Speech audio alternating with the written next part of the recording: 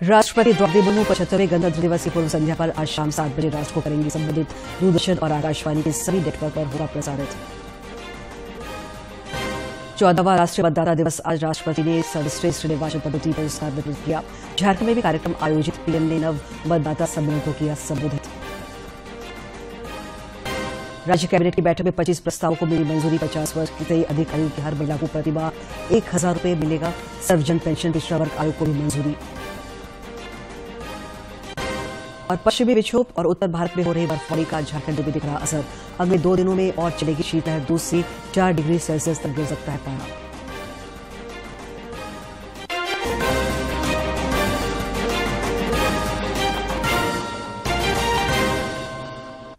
नमस्कार, खबर झारखंड में आपका स्वागत है। मैं हूं दिव्या और अब समाचार विस्तार से। राष्ट्रपति द्रौपदी मुर्मू 75वें गणतंत्र दिवस की पूर्व संध्या पर आज राष्ट्र को संबोधित करेंगी। दूरदर्शन और आकाशवाणी के सभी नेटवर्क पर राष्ट्रपति का संबोधन शाम 7 बजे प्रसारित किया जाएगा। 75वें गणतंत्र दिवस की पूर्व संध्या पर आज राष्ट्र को संबोधित करेंगी। संबोधन शाम 7 बजे प्रसारित किया जाएगा। आकाशवाणी के समस्त राष्ट्रीय नेटवर्क और दूरदर्शन के सभी चैनलों पर हिंदी और फिर अंग्रेजी में इसका प्रसारण किया जाएगा। दूरदर्शन पर हिंदी और अंग्रेजी में संबोधन के प्रसारण के बाद दूरदर्शन के क्षेत्रीय चैनलों द्वारा क्षेत्रीय भाषाओं में प्रसारण किया जाएगा। संबोधन को आकाशवाणी अपने संबंधित क्षेत्रीय नेटवर्क पर रात 9:30 बजे से क्षेत्रीय भाषाओं में प्रसारित करेगा। भारत निर्वाचन आयोग आज 14वां राष्ट्रीय मतदाता दिवस मना रहा है। राष्ट्रपति द्रौपदी मुर्मू आज नई दिल्ली में आयोजित मुख्य समारोह में शामिल हुई। इस दौरान उन्होंने सर्वश्रेष्ठ निर्वाचन पद्धति पुरस्कार प्रदान किया। चुनाव प्रक्रिया में सराहनीय योगदान देने के लिए चुने गए सभी पुरस्कार विजेताओं को मैं विशेष बधाई देती हूँ। मुझे बताया गया है कि आज के दिन लोकतंत्र का ये उत्सव राज्य और जिला स्तर पर तथा देश के अनेक मतदाता केंद्रों पर एक साथ मनाया जा रहा है। प्रशासन और जनता की बड़ी पैमाने पर इस उत्सव में भागीदारी की व्यवस्था करने के लिए मैं निर्वाचन आयोग को साधुवाद देती हूँ। उधर प्रधानमंत्री नरेंद्र मोदी ने वीडियो कॉन्फ्रेंसिंग के माध्यम से नमो नव मतदाता सम्मेलन को संबोधित किया। प्रदेश भाजपा की ओर से भी झारखंड के सभी विधानसभा क्षेत्र में भी नव मतदाता सम्मेलन का आयोजन किया गया। भारत का भाग्य निर्माण करने के लिए नमन करता हूं, निमंत्रित करता हूं। मैं देख पा रहा हूं कि बड़ी संख्या में बेटियां आज इस कार्यक्रम से जुड़ी हुई है। आज राष्ट्रीय मतदाता दिवस है। इस महत्वपूर्ण दिन देश के सबसे युवा मतदाताओं के बीच आना अपने आप में ऊर्जा से भर देने वाला है। मैं आप सभी को राष्ट्रीय मतदाता दिवस की बहुत बहुत बधाई देता हूं। राष्ट्रीय मतदाता दिवस के अवसर पर आज खूंटी में मैराथन का आयोजन किया गया। मैराथन में जिले के उपायुक्त लोकेश मिश्रा, पुलिस अधीक्षक अमन कुमार समेत अन्य प्रशासनिक पदाधिकारी, शिक्षा विभाग, मॉडल विद्यालय समेत अन्य विद्यालय के विद्यार्थी, शिक्षक और नए मतदाता भी शामिल हुए। मैराथन समाहरणालय से प्रारंभ होकर मेन रोड होते हुए भगत सिंह चौक, नेताजी चौक से बिरसा कॉलेज फुटबॉल स्टेडियम में समाप्त हुआ।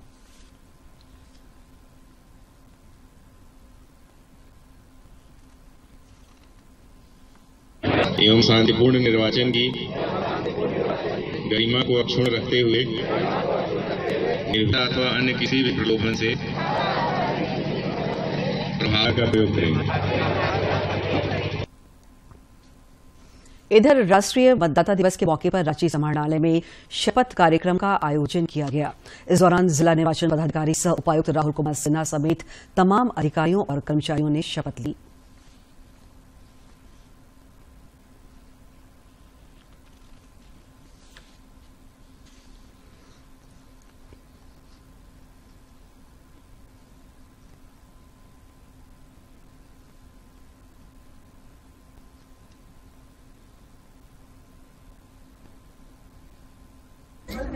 हम पहली बार वोट देने जा रहे हैं। बहुत ज़्यादा एक्साइटेड है, बहुत ज़्यादा खुशी हो रही है कि हमको पहली बार मिला है वोट देने का। बहुत ज़्यादा एक्साइटेड, बहुत इतनी जगह तुम बता दीजिए। क्या नाम हुआ? बहुत खुशी की पहली बार हम वोट देंगे। मेरा भी नाम इसमें आया है। अच्छा, और अच्छा है कि पहली बार वोट देंगे। क्या नाम हुआ?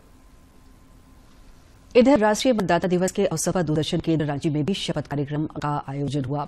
केंद्र प्रमुख आर.के. राव समेत तमाम अधिकारियों और कर्मचारियों ने शपथ ली।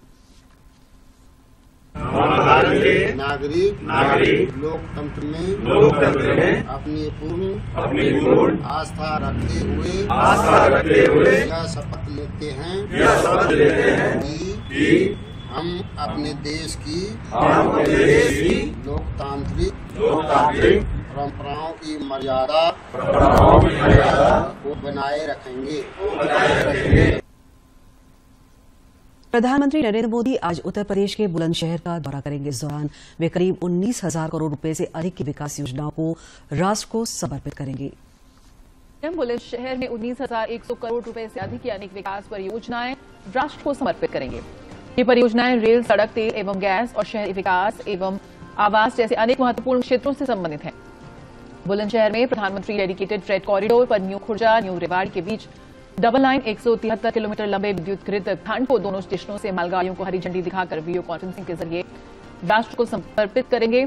प्रधानमंत्री मथुरा पलवल खंड और चिपियाना बुजुर्ग दादरी खंड को जोड़ने वाली चौथी लाइन भी राष्ट्र को समर्पित करेंगे। ये नई लाइनें राष्ट्रीय राजधानी की दक्षिणी, पश्चिम और पूर्वी भारत तक रेल कनेक्टिविटी में सुधार करेंगी। कार्यक्रम के दौरान प्रधानमंत्री इंडियन ऑयल की टुंडला गवारिया पाइपलाइन का भी उद्घाटन करेंगे। करीब 700 करोड़ रुपए की लागत से बनी ये 255 किलोमीटर लंबी पाइपलाइन परियोजना तय समय से काफी पहले पूरी हो गई है। प्रधानमंत्री ग्रेटर नोएडा में एकीकृत औद्योगिक टाउनशिप भी राष्ट्र को समर्पित करेंगे। 1,714 करोड़ रुपए की लागत से तैयार परियोजना 747 एकड़ में फैली हुई है।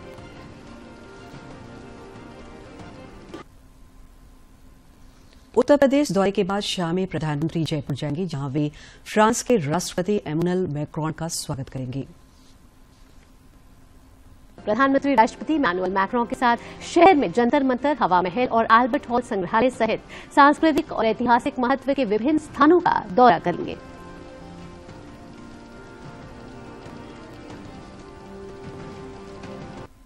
मुख्यमंत्री हेमंत सोरेन की अध्यक्षता में कल राज्य कैबिनेट की हुई बैठक में 25 प्रस्तावों को मंजूरी दी गई।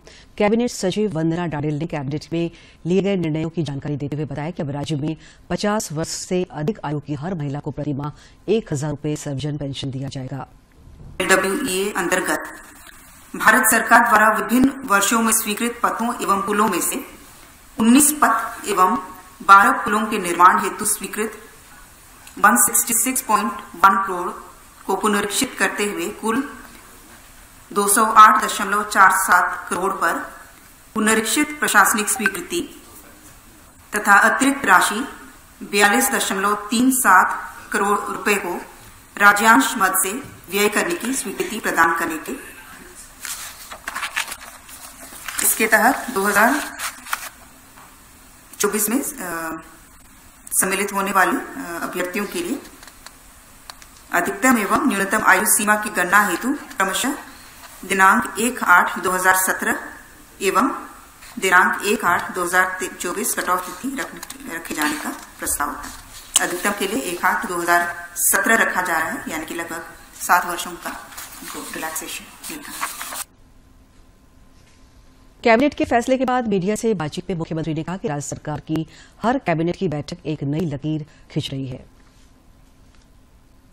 के बच्चे से ग्रेजुएशन कर शिक्षक और कलर की नौकरी करें, इसको लेकर के डॉक्टर, इंजीनियर बने, वकील बने, जज बने, इसको लेकर के भी हम लोगों ने पहल की है। और आपको पता है राज्य सरकार की तरफ से पहली बार एक आदिवासी महिला को जज के रूप में शामिल करने का जो प्रस्ताव था उसको भी न्यायालय को भेजा है। और मैं आशा करता हूं कि ये अब यह जो वर्षों से बुझा हुआ है अब ये जलने को तैयार है। और मुझे लगता है कि इस सरकार का हर कैबिनेट अपने आप में एक अलग लकीर खींचता हुआ आगे बढ़ रहा है। राज्यपाल सीपी राधाकृष्णन को कल दक्षिणी छोटानागपुर के प्रमंडलीय आयुक्त दशरथ चंद्र दास ने गणतंत्र दिवस समारोह 2024 का आमंत्रण पत्र भेंट किया। उपराजधानी दुमका के पुलिस लाइन मैदान में कल गणतंत्र दिवस के मुख्य समारोह में कुल 16 टांटुडे परेड में हिस्सा लेगी। इनमें दुमका, देवघर, पाकुड़, गोड्डा, जामताड़ा और साहेबगंज जिला सशस्त्र बल की एक टुकड़ी, साहेबगंज और देवघर झारखंड सशस्त्र बल की एक टुकड़ी तथा जामताड़ा और गोड्डा की Indian reserve battalion, Dumka SIRB, SSB, home guard, NCC, NCC girls तथा भारत स्काउट एंड गाइड की टुकड़ी शामिल है। यह जानकारी दुमका के उपायुक्त अंजनेलू डोडो ने दी। मुख्यमंत्री हेमंत सोरेन से झारखंड मंत्रालय में झारखंड विधानसभा के प्रभारी सचिव सैयद जावेद हैदर ने मुलाकात की। इस अवसर पर मुख्यमंत्री हेमंत सोरेन को उन्होंने झारखंड विधानसभा की डायरी, दूरभाष निर्देशिका एवं कैलेंडर 2024 सप्रेम भेंट की। रांची के सांसद संजय सेठ और जमशेदपुर के सांसद विद्युत वरण महतो को नई दिल्ली में दादा साहब फाल्के आइकॉन अवार्ड 2024 से नवाजा गया। दिल्ली में केंद्रीय सामाजिक न्याय एवं सशक्तिकरण राज्य मंत्री रामदास आठवले ने उन्हें प्रशस्ति पत्र एवं मेडल देकर पुरस्कृत किया। यह अवार्ड विभिन्न क्षेत्र में उल्लेखनीय उपलब्धियों के लिए प्रतिवर्ष दिया जाता है। सर्वोच्च थानों की श्रेणी में साहेबगंज जिले के मिर्जा चौकी थाने को देश भर में 7वां और झारखंड में पहला स्थान प्राप्त हुआ है। पुलिस मुख्यालय रांची में कल डीजीपी ने मिर्जा चौकी के थाना प्रभारी को भारत सरकार के गृह मंत्रालय द्वारा प्रशस्ति पत्र प्रदान कर सम्मानित किया। खूंटी जिले से कल 80 प्रगतिशील किसान दिल्ली के लिए रवाना हुए। जनजातीय मामलों सह कृषि मंत्री अर्जुन मुंडा की पहल पर बेहतर कार्य करने वाले इन किसानों को कृषि मंत्रालय द्वारा दिल्ली आमंत्रित किया गया है। ये किसान पूसा कृषि अनुसंधान संस्थान में कृषि की नई तकनीक सीखेंगे। इन किसानों को दिल्ली में 75वें गणतंत्र दिवस समारोह को देखने का भी मौका मिलेगा। जिले के किसान इस यात्रा से बहुत उत्साहित हैं।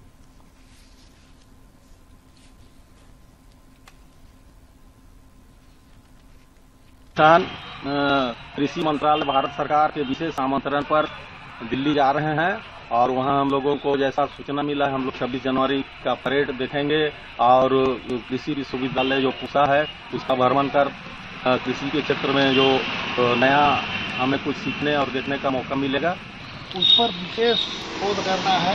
और जो यहाँ पर हम लोग जो खेती करके जो इतना ज्यादा रासायनिक खाद और दवा दे करके जितना हम लोग हत्यारा बन गए हैं, उससे निजात पाने का उपाय ढूंढना है।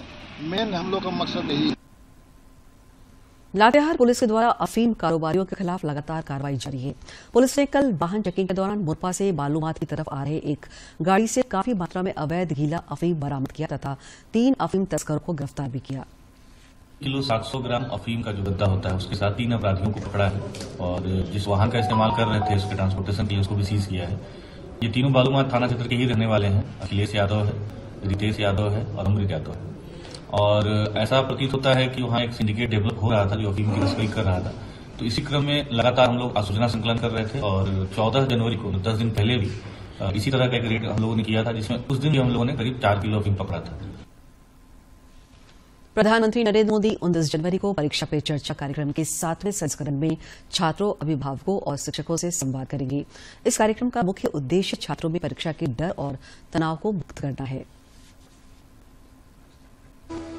प्रधानमंत्री नरेंद्र मोदी का परीक्षा पे चर्चा कार्यक्रम छात्रों के बीच बेहद लोकप्रिय है। इस कार्यक्रम के जरिए प्रधानमंत्री छात्रों को परीक्षा के तनाव से बेहतर तरीके से निपटने के गुर बताते हैं। परीक्षा पे चर्चा कार्यक्रम के 7वें संस्करण का आयोजन आगामी 29 जनवरी को होगा, जिसमें प्रधानमंत्री छात्रों के साथ साथ शिक्षकों और अभिभावकों से भी संवाद करेंगे।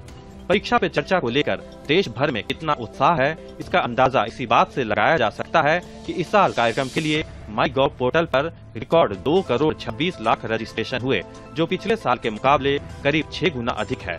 इस साल रजिस्ट्रेशन कराने वालों में 2 करोड़ 5 लाख छात्रों के अलावा करीब 15 लाख शिक्षक और 5.5 लाख से अधिक अभिभावक भी शामिल हैं। छात्रों का मानना है कि परीक्षा पे चर्चा कार्यक्रम परीक्षा के तनाव को दूर करने और उन्हें एग्जाम वॉरियर बनाने में मददगार साबित हुआ है। झारखंड में कड़ाके की ठंड पड़ रही है। राज्य के कई जिलों में शीतलहर ने कनकनी बढ़ा दी है। मौसम विभाग के अनुसार झारखंड में इस बार सर्दी का मौसम लंबा चलेगा। ऐसा इसलिए क्योंकि जनवरी खत्म होने पर है, लेकिन न्यूनतम तापमान 7 से 8 डिग्री के बीच है।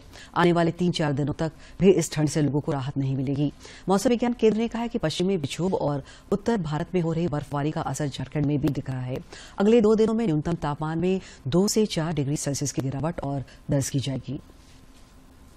तमिलनाडु में आयोजित खेलो इंडिया यूथ गेम्स बालिका फुटबॉल मैच में झारखंड की बेटियों ने फिर अपना दमखम दिखाया है।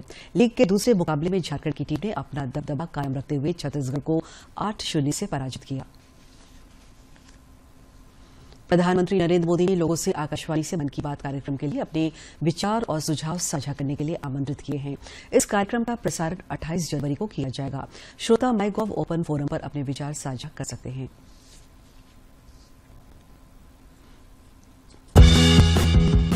मन की बात है जन जन की, संघर्षों के कुछ किस्से, कहानी कुछ सफलताओं की, अनकही विरासत की, उम्मीदें नए भारत की। महीने के आखिरी रविवार का रहता है इंतजार।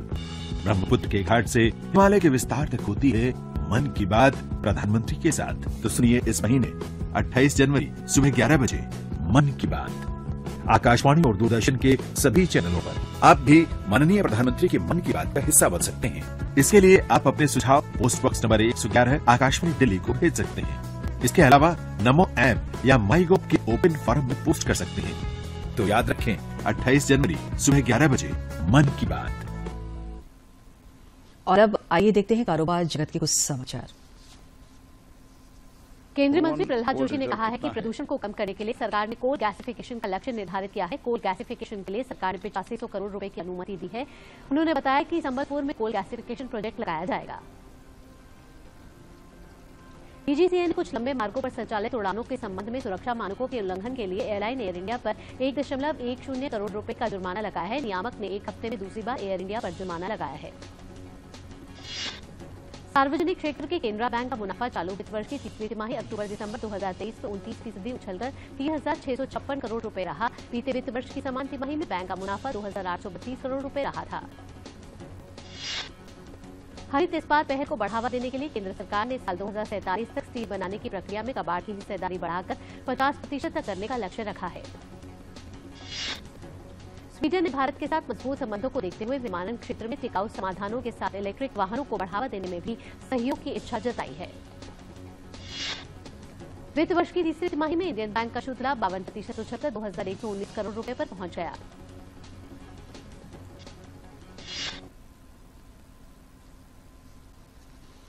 आज के हेल्थ सेगमेंट में जानते हैं अपेंडिसाइटिस के कारण, लक्षण और इलाज के बारे में।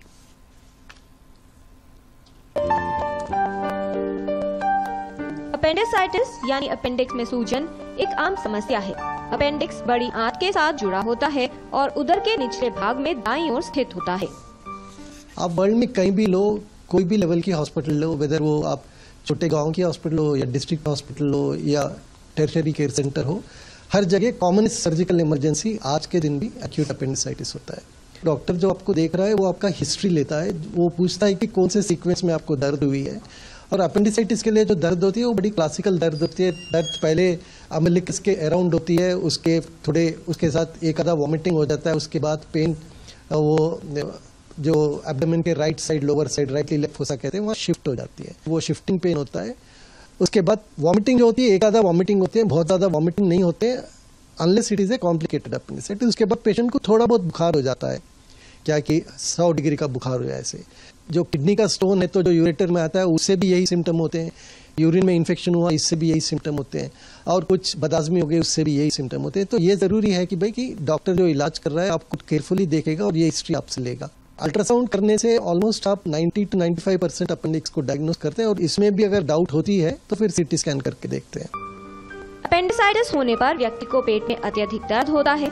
यदि इसका इलाज न किया जाए तो अपेंडिक्स फट सकता है और जीवन के लिए खतरा उत्पन्न हो सकता है। अपेंडिसेक्टमी इज अ ट्रीटमेंट, क्योंकि ये बड़ी सिंपल ऑपरेशन है। इसके बाद रिकवरी अच्छी हो जाती है, इमीडिएटली आप घर जा सकते हो, जैसे सर्जरी हुआ नेक्स्ट डे खाना पीना सब शुरू होता है। तो बेस्ट ट्रीटमेंट होता है कि अपेंडिसेक्टमी। लेकिन अगर किसी में लेट पहुंचते हैं तो फिर उनमें हम पहले एंटीबायोटिक देते हैं, उनको 2-4 दिन खाना नहीं खिलाते हैं, फिर आईवी फ्लूइड देते हैं। उसके बाद 6-8 हफ्ते के बाद उस अपेंडिसाइटिस का सर्जरी करते हैं, उसको हम इलेक्टिव अपेंडिसेक्टमी बोलते हैं। जब आप अगर सर्जरी के लिए आते हैं तो ये बड़ी सिंपल ऑपरेशन है। ये ऑपरेशन आप बड़े सेंटर्स में या डिस्ट्रिक्ट हॉस्पिटल आज के दिन में लैप्रोस्कोपिकली हो जाती है, दूरबीन से, आपकी इंसिशन भी दिखती नहीं है। उसको जल्दी इलाज करना ज़रूरी है, क्योंकि अगर कॉम्प्लिकेशन हो गया, वो परफोरेशन हो गया, फिर उसके बाद पेट में पूरा इन्फेक्शन फैल गया, उसकी वजह से आपको सेप्टिसिमिया हो गया, वो सब अवॉइड करने के लिए अर्ली इमरजेंसी अपेंडिसेक्टमी करना जरूरी है और इसकी सक्सेस रेट 100% ही होती है ऑलमोस्ट। अपेंडिक्स को सर्जरी द्वारा निकालना सुरक्षित है और सर्जरी के बाद व्यक्ति सामान्य जीवन जी सकता है। किरण भारद्वाज, डीडी न्यूज। एक अनुमान के अनुसार हर साल 5 से 10 करोड़ तीर्थयात्री अयोध्या धाम में प्रभु श्री राम का दर्शन करेंगे। साल 5 से 10 करोड़ तीर्थयात्री रामलला के दर्शन करेंगे, जो मक्का और वेटिकन सिटी जाने वाले कुल तीर्थयात्रियों से ज्यादा होगा। रामलला की प्राण प्रतिष्ठा के साथ ही अयोध्या दुनिया का सबसे बड़ा धार्मिक पर्यटन केंद्र बनने जा रहा है।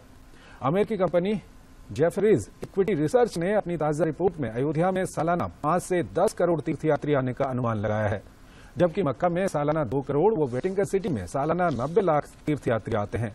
रिपोर्ट के अनुमान के मुताबिक अयोध्या तीर्थयात्रियों के आगमन के मामले में घरेलू आध्यात्मिक केंद्रों को भी पीछे छोड़ने जा रहा है। तिरुपति में सालाना 2.5 करोड़, माता वैष्णो देवी के दर्शन करने सालाना 80 लाख तीर्थयात्री आते हैं। रिपोर्ट में कहा गया है कि इंफ्रास्ट्रक्चर की अच्छी सुविधा की वजह से अयोध्या बड़ी संख्या में तीर्थयात्रियों को आकर्षित कर सकेगा। अमेरिकी कंपनी जेफरीज इक्विटी रिसर्च की रिपोर्ट के मुताबिक अयोध्या में मंदिर निर्माण से लेकर अन्य इंफ्रास्ट्रक्चर के विकास पर 850 अरब रुपये खर्च किए जाने हैं।